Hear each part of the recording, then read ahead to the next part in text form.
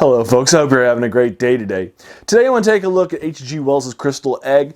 I've taken a look at this big giant tome that I just picked up from him recently when I reviewed one of his stories for you already, The Moth. But I also want to take a look at the Crystal Egg for you. And I will again take a look at some other ones. I'm reading probably one or two science fiction stories from this collection a day. He did write some genres other than the ones that he's known for, namely science fiction. There are some other ones in there like fantasy and horror, and then there are some out there that aren't a part of any of those genres at all. Or they may seem like they are at first, but then they have just a perfectly rational ending, or you're just not quite sure. I'm not sure. You'll never know what happens. Like one of them has kind of this Western setting, this feel to it, but then you're like, well, I don't know what's happening. That one's The Valley of the Spiders. That has that sort of feel. But what I want to do today is take a look at the Crystal Egg. And the Crystal Egg is probably one of his more well-known short stories, although I think that most people, if you're like me, most people have just, when you were starting to read Wells as a child, growing up, reading him, in high school or something like that, when you encountered him, you were probably just reading his novels. And moving forward, that's probably the same thing. And I think that's through to today. I think, The War of the Worlds, Time Machine, Island of Dr. Moreau. I think his books tend to be more, still probably to this day would be my guess, his books are probably more well-read, more well-known. I think there's a lot of folks out there, and I think partly it's because we're used to reading books.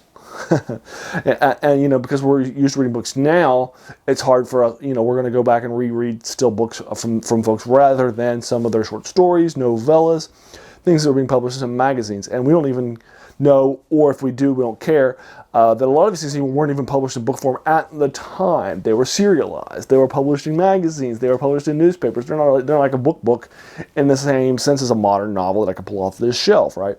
So I enjoyed going back and reading some of these other works by some of these classic writers. H.g.wells is an absolute classic writer. Fans of science fiction like myself enjoy going back and reading some stuff by Wells that they may not have read before. So today I want to take a look at The Crystal Egg. And The Crystal Egg was written in 1897 by Wells. At the same time, he was serializing War of the Worlds. So you can say that he was building he was writing The Crystal Egg at the same time that he was doing this. And The Crystal Egg has some similar takes on Mars as his War of the Worlds does. Some of the descriptions of the characters, the machines are very identical. You'll actually get a chance to get some views of Mars as a part of the story.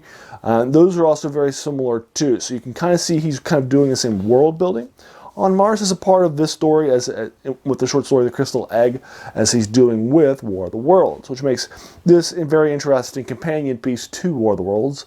I've read it once when I was a little kid. Well, not that little, I was probably like 13 or 14, but I've read it once, and I've never read it back since. But I had read it in one of those collector stories that you read when you're a kid, as a part of your English or your literature class, where you have a collection of all these short stories in English that you're supposed to read and be familiar with, and they include everything from Edgar Allan Poe to Shirley Jackson's The Lottery, to poems like Rhymes in Elegy in a Country Churchyard, things like that. Rom the Ancient Mariner, all of these things that you're supposed to read as and know as a sort of literate adult, right? And a part of our society and pop culture. These ancient or more recent works are part of our conversations. They're a part of our understanding of things. They're how we approach things.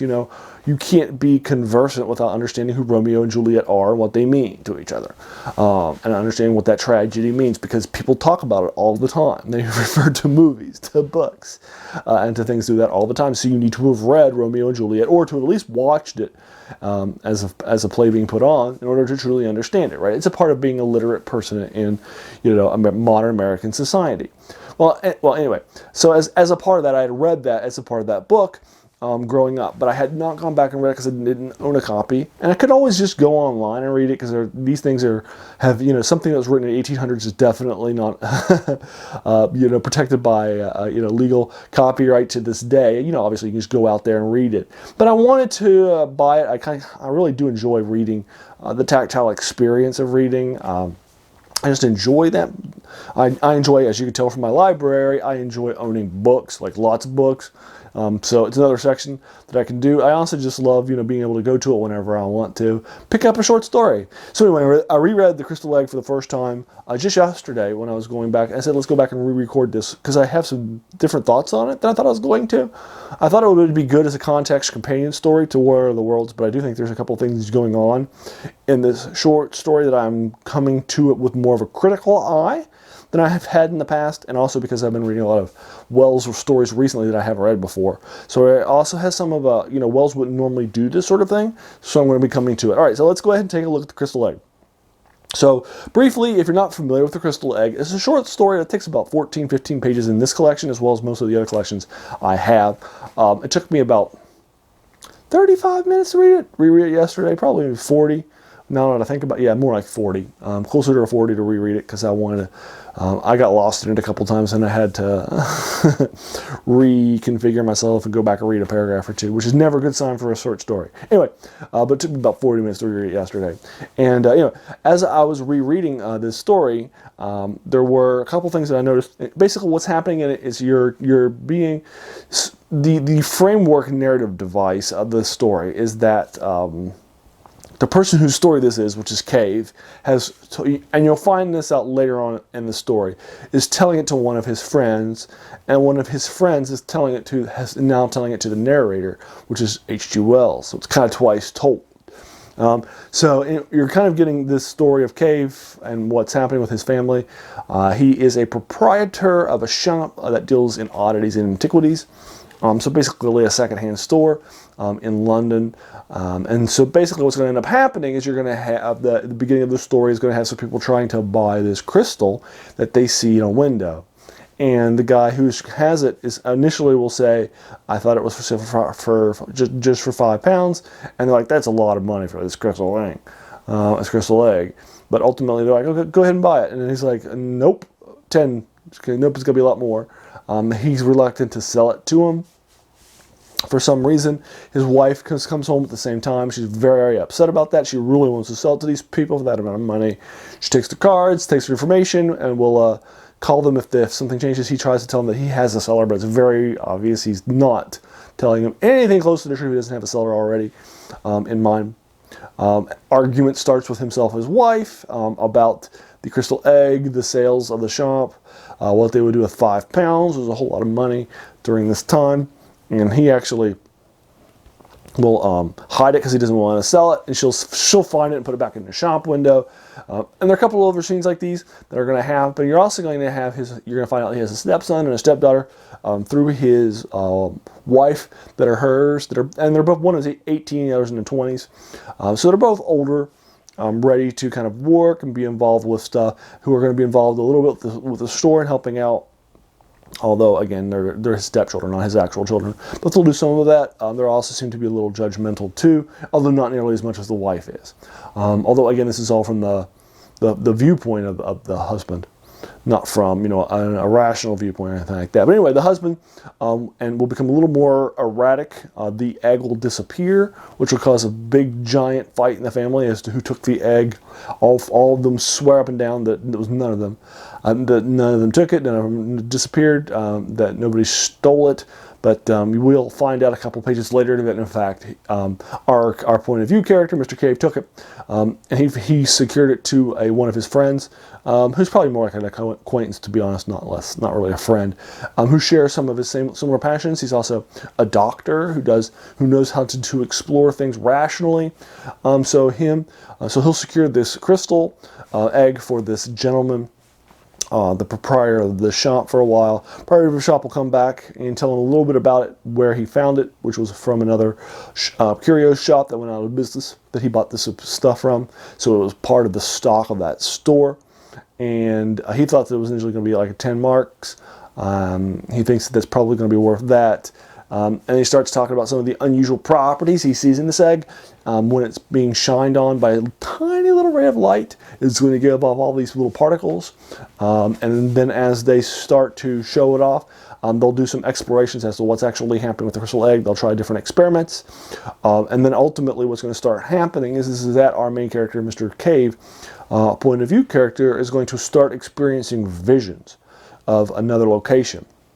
And ultimately, what they're going to see is that these visions of another location are probably are starting to come, probably due to another crystal that's kind of looking out over this landscape. And then the questions they're going to start to ask is, where's this landscape? What's happening? And such. So I'll go ahead and cut it off there because that's probably about 65% of the way through the story, and kind of leave you there with the crystal egg. Again, it's like 13 or 14 pages long, so it's not going to take you long to read. But what I want to do is kind of talk about, and I kind of alluded to this before, I did kind of like my synopsis of the story. There is, I think, a little bit of an issue with this story and the way it's told. I think Wells's decision to have the framing device, be it the fact that this story is told twice, is one that hurts the story.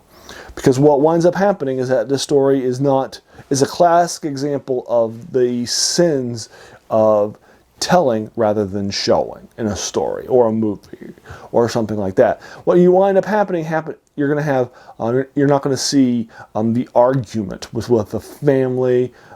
After the egg goes missing, they're going to talk about and blaming each other. You're just going to see one of the people who comes in and complains about it to another person. And then that complaint then goes, and while that certainly is useful in the fact that you know that you have an unreliable narrator, I get the point. You won't know, because for those reasons you're not going to know if he's really actually seeing these visions of what you'll think is Mars, or whether he's just having hallucinations. I mean, you can certainly say he's just having a mental break. I think that would be certainly something that would be totally consistent with the story. So that's certainly possible if you want to interpret the story as sort of a mental break and hallucinations rather than something more happening. But even the doctor who is taking a look at him says, actually, I didn't see him being hysterical. I didn't see these things. He didn't seem like he was being insane, right? Or any of these things are happening out there. So at the beginning, as we're seeing some of these hallucinations, the person to whom he's having them, who is a medical doctor, is telling and writing down in these copious notes and in the story that this is definitely doesn't feel like a medical break or a psychotic episode or something like that. But there is definitely this down-going spiral that you're having happening for Mr. Cave, which is obviously going to happen in some story like this one.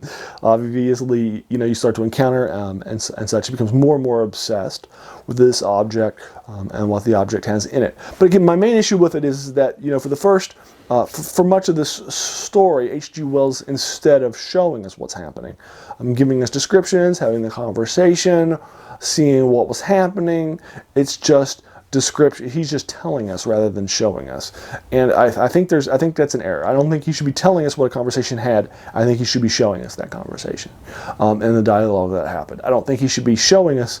I don't think he should be telling us about where it went, who was hiding for it, what wound up happening, and those are just, I think, one of the more egregious examples. But this idea of a twice told story as the framing narrative device winds up meaning that in this particular case, you get a story that has, I think, that classic issue, and I think that's an issue that you can't, that hurts this particular story. It might work sometimes, like, every rule in literature and drama, in the arts is meant to be broken if you have a good reason for doing so. If your structure supports the meaning, if it makes the story better, if the rule is getting in the way of telling a good story, those are all great reasons to do so. But in this case, I don't think that those were on par. I don't think they were in a conversation, right? In this case, I think it hurts the story. So anyway, I'll go ahead and leave it to you there. I'll link it to the crystal egg. Again, it was I think it's a good companion piece because it has a lot of the sort of similar descriptions. It doesn't show Mars as this big giant threat, which I think is interesting. So anyway, we'll take a look at it. Again, I'll give you a link to it in the description below. Well, what I'll do is I'll actually link you to one of the free videos online that you can go and kind of read it online, maybe at a place like Project Gutenberg. But also, if you want to read it from a place like Amazon or something like that, you certainly could too if you're like me, and you definitely want to have the book to read. It's published in a lot of serials sense, then you're going to find a lot of collections. And my short story collection by Wells, I'll also link you to it too, in case you want to have like all these hundreds and hundreds and hundreds of pages of H.G. Wells. All right, so there we are. Let me know what you think about it in the comments below. If you watched this video and you enjoyed it, please feel encouraged to hit that subscribe button, because there's going to be so many more of these classics to come. And so I definitely I'll encourage you to do so. And I just want to thank you for taking some time out of your day for just watching it to the video and making it all this way. We all have such busy days, busy lives, and so many things happening. So the fact that you spent this time with me, that's something really appreciating and humbling, and I appreciate it. Thanks so much.